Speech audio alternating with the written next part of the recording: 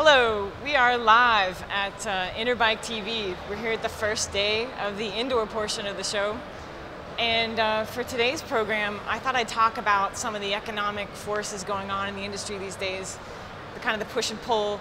On the one hand, we have rising costs for everything from steel to titanium to rubber. On the other hand, fortunately for us, we have rising costs of petroleum, which means that more and more people are interested in riding bikes. So there's all kinds of effects. The average consumer might not realize the things that go on behind the scenes to bring you the toys that you love to play with and the tools that you like to use to get to work. Today we have a representative from the supplier side of things, Jeff Shupe from SRAM. Hello. And SRAM, of course, is they have Truvative, they have Avid, they have RockShox, and now Zip wheels. Zip wheels. So all kinds of parts. You've probably seen a lot of the parts on your bikes. And hello, Jeff. Welcome to the program. Great. Thanks for having me, Karen. Our program, yeah.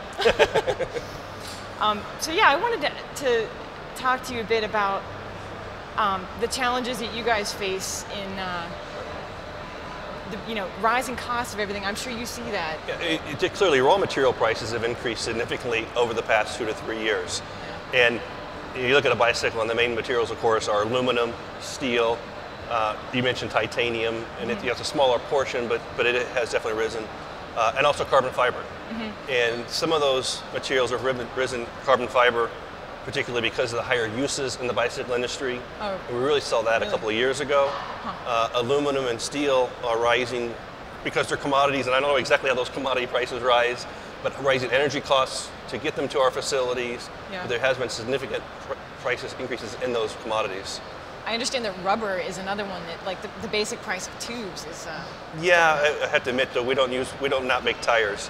No, but so I don't know, true. but I presume they have, and it's affected everybody. It's affected all the suppliers. Yeah. Especially last year at last year's Taipei show, which is really when we as manufacturers give prices to the bike assemblers.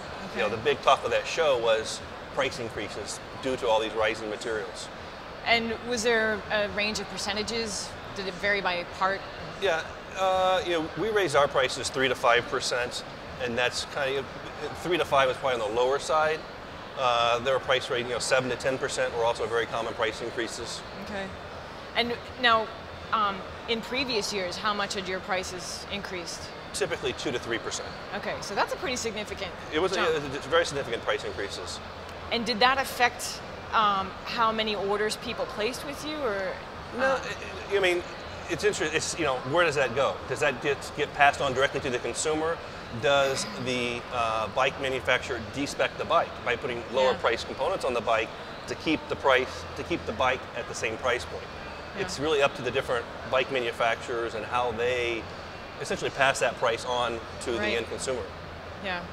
Have you guys had to make any tough decisions with regard to, certain parts that you really want to get out there to the market? Did you maybe not increase the price as much, or can you not pick and choose? Yeah, you can't. And people will pay for good quality parts. That's true. And so some of these materials are on the higher end components, the carbon fiber components, the derailleurs with the titanium fasteners, ceramic bearings are another very expensive component. People have, over the last several years, been paying higher price points for bikes. Bike prices have risen with higher performance components. So some of that has been passed along. You mentioned it in your intro. It is the timing of this is so interesting as people are switching from driving their car and commuting on their bikes. Yeah. And we're just really starting to see that, I think, in the last 6 months. Really? Those are obviously lower price point bikes. And And what's the consumer looking for? Are they looking for a $300 bike? Are they looking for a $500 bike? And where is that price elasticity on that? Yeah. One thing one little thing I'd like to add is, like us and what everyone else tries to do, is we try to look for other efficiencies in the manufacturing process to help offset those material prices. And that's a good point. And we do it through different manufacturing techniques, through different sourcing techniques, by sourcing through multiple suppliers, putting price pressure on those suppliers. Unfortunately, we've also had the advantage of the growth that we've had over the last several years, that we've been able to amortize some of those costs over broader products and higher manufacturing efficiencies. Plus, you guys have the volume. Like, as more people buy or wanting more commuting bikes, for example, you're going to place a large order. Larger orders, right? And you have the price pressure. Look, Mr. Supplier, you want to raise my price, but if I buy double the volume, you know, you can do that. Yeah. So those are some of the things we do as manufacturers to try to keep the cost down. Okay. And then thirdly would be design. Thirdly, designing the products. And you've got, we talked a little bit, you got the very high-end components where the ceramic bearings and titanium fasteners, and those things are designed for performance where price is not an issue. An issue. Yeah. But you got the entry-level components, our X4 derailleurs, for example, where it is a very price-sensitive bike. Yeah. And designing those products to make less expensive, to use lesser grade steels if you can. Now, we're not quite, you know, as the, you know, our focus in the industry and this newer increase in commuter bike sales, we haven't focused the engineering efforts there yet. Yeah. Those are some of the things we can do is take materials out, make the parts with less steel, less aluminum and more steel. And make them lighter too. Well, right. So those are some other things as well that we can do. Yeah. That's a really tough thing to balance, but it helps that you guys all are into riding. And, yes, it is. It is. You know.